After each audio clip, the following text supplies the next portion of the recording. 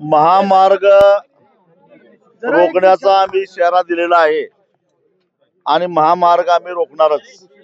भलेही आता पोलिसांनी रोखलेला असेल, अनेक ठिकाणी या आंदोलनाच्या ठिकाणी शेतकऱ्यांनी येऊ नये या ठिकाणासाठी पोलिसांनी त्यांना अडवलेलं आहे। मला इथं यायला उशीर झाला, कारण मला बऱ्याच ठिकाणी मला अडलेल्या शेतकऱ्यांना सोडवण्यासाठी थांबावं लागलं।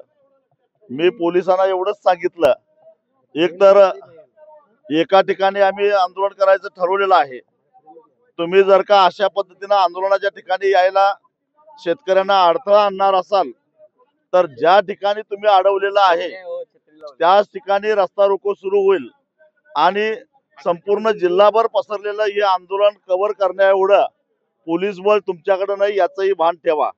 कारण बराचसा पोलीस बंदोबस्त पंढरपूरला गेलेला आहे याची आम्हालाही जाणीव आहे, पण आम्ही इथं काही कायदा आणि सुव्यवस्थेला आव्हान देण्यासाठी आलेलो नाही। सरकार वारंवार जे म्हणतंय की शेतकऱ्यांचा शक्तीपीठ महामार्गाला पाठिंबा आहे, तर पाठिंबा नाही तर विरोध आहे हे दाखवण्यासाठी भर पावसामध्ये पावसाची तमा न बाळगता एकदा तुमच्या समर्थकांना पावसात भिजत येऊन आंदोलन करायला सांगा, मग ते भाडोत्री आहेत का कसले आहेत ते कळतील। पण या ठिकाणी मात्र पावसाची तमा न बाळगता भिजत शेतकरी आले आहेत, कारण त्यांना जमीन वाचवायची आहे।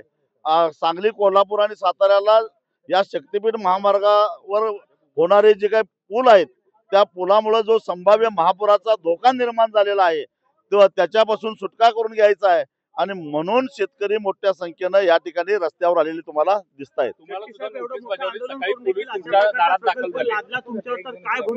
या आंदोलनापासून परावृत्त करण्यासाठी पोलीस माझ्याकडे आलेले होते।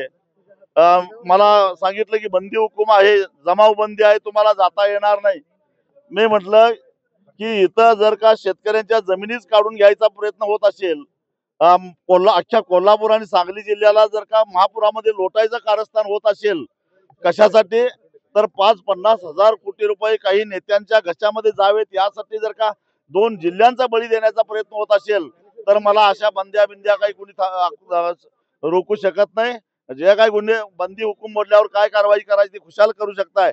न्याय व्यवस्थेसमोर जाऊन ताट मारणं आम्ही सांगू का, सविनय कायदेभंग आम्ही कशासाठी केला।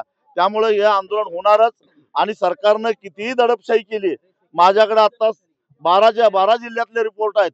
सगळ्या जिल्ह्यात 12च्या 12 जिल्ह्यामध्ये लोक आता रस्त्यावर आलेले आहेत आणि जे छदमीपणानं मुख्यमंत्री म्हणत होते की काही मोजकेच लोक आलेले आहेत किंवा 1-2 जिल्हा वगळता कुठे विरोध नाही, त्या ठिकाणी मुख्यमंत्र्यांना कळालेलं असेल की 12च्या 12 जिल्ह्यामध्ये आज सार्वजनिक बांधकाम खात्याचे लोक सर्वे करू शकत नाहीत, कारण त्यांना त्यांच्या ड्रोनला यायला परवानगी नाही, त्यांच्या सॉइल सॅम्पल करण्यासाठी जे वाहनं येतात त्यांना येऊन देत नाहीत आणि मोजणी करायचं तर लांबच राहिलं।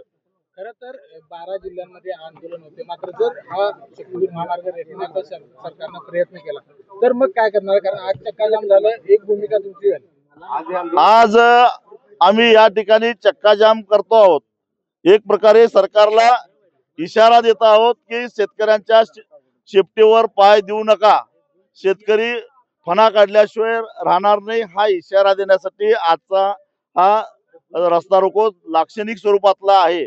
या उपर जर का सरकार सुधारणार नसेल, 4 जुलैला खरं तर मी ऐकलंय की 6 जुलैला मुख्यमंत्री आषाढी एकादशीला पंढरपूरला येणार आहेत आणि ते सपत्नीक पांडुरंगाची पूजा करणार आहेत।